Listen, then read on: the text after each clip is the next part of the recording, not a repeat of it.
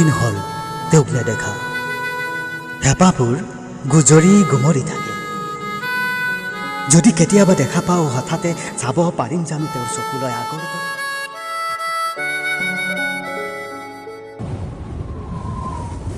কোনে কাক মাত লগাব প্ৰথমে? সুখৰ খবৰ জনাবলৈ উৎফুল্লিত হৈ ক'ব নেকি চেলাৰী বাঢ়িছে?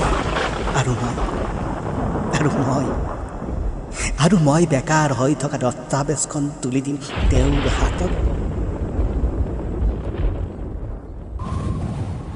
তেওঁৰ ওঠত জিলিকিব উপহাসৰ মিঠা হাঁহি।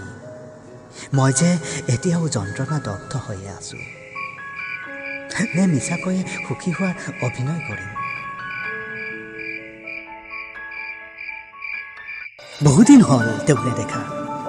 জোনাক গলাৰ কথা নপতা, তেওঁৰ প্ৰিয় শৰতৰ খবৰ নকৰা আৰু শেৱালিৰ কথা।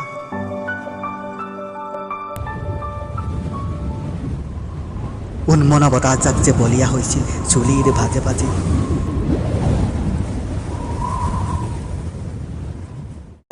সেউজীয়া অৰণ্যখন যে বুকুত থৈছিলোঁ।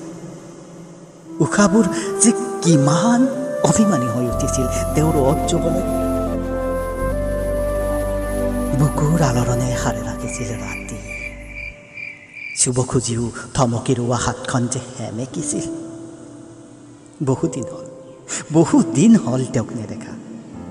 বহুদিন হ'ল তেওঁৰ সতে ভগাব পৰা নাই কথাবোৰ।